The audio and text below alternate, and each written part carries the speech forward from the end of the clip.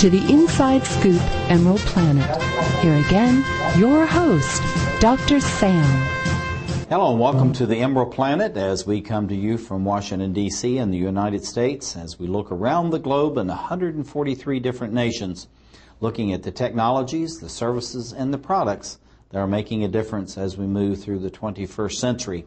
And also we have to have very vivid and engaged individuals, both professionals and volunteers, that are making a difference as we seek to accommodate 2 billion new souls that will be joining us on the planet by 2050.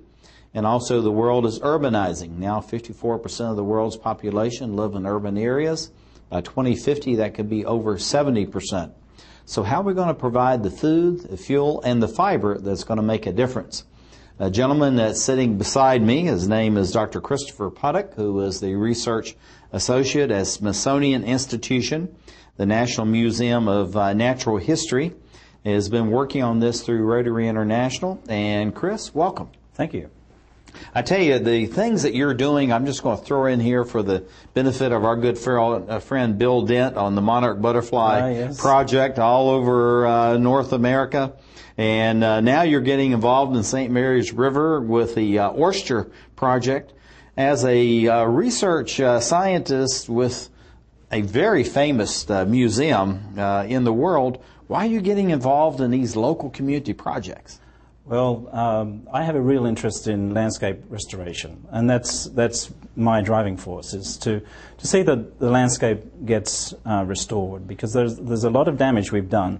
Some of my projects have it's really a coincidence that some of the species that I'm working on are down to the last 1% in the areas that they are. And so particularly in Maryland, we have done a number on the oyster. Yeah, I tell you, when you go down to where less than 1% as far as the original mass exists, and we've done almost everything we possibly can to destroy it, it's really difficult to do all that. Oh, let me fix our slide here. Thank you very much. And what about Rotary International? Why are you affiliated with Rotary International, and what kind of platform does that give you to be involved? Well, I became involved with Rotary when I was living in Hawaii, and there I was involved with the landscape of Hawaii. Maybe it seemed like a small island, but we've done a tremendous damage to the natural landscape in Hawaii. And so then I moved to Maryland and found we have done exactly the same thing. As Bob Parkinson said, Rotary is an organization that of a lot of people that want to give back, and service above self is the way we talk about that.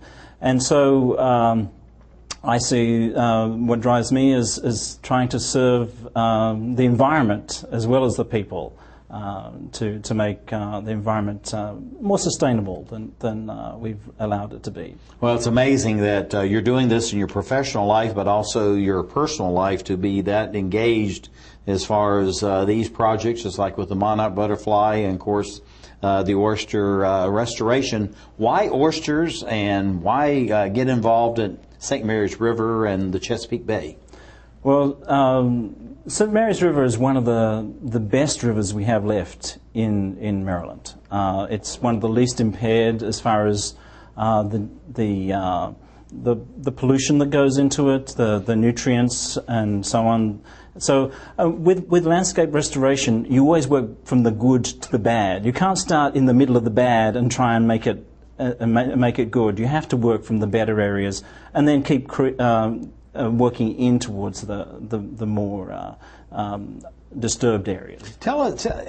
Share that with me again. I think that's something that's very important for our audience to know, because I think this is really, in many ways, counterintuitive to how most things happen, because we look at blighted neighborhoods, we look at the lack of farming land, so we kind of hop in the middle of the problem and we try to fight or work our way out of that. And what you're saying is, Chris, is we need to find the better or the best of the better, and then try to build on that. Yes, you have to work from the edges in. and then start to divide it up into smaller pieces. Once you've got those areas segregated, and then you can actually remove them. If you start working in the middle of the bad, then your project's more likely to fail because it's going to be overwhelmed and swamped by the atrocious conditions that are there.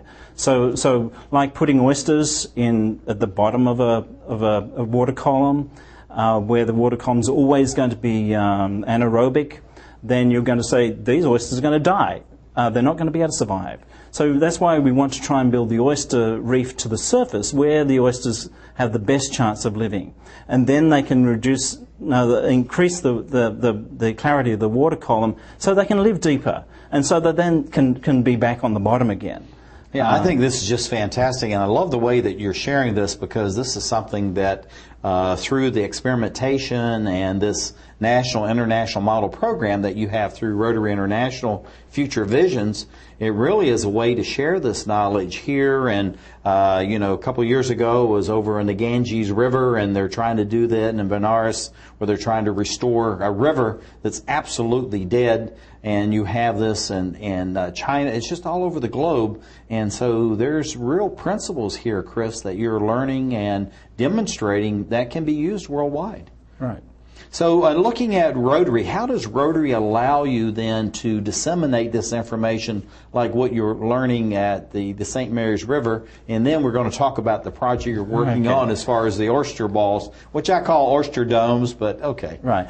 Well, so what we have is a project we want to have as a demonstration project that we can then export to other areas around the bay and to areas around overseas.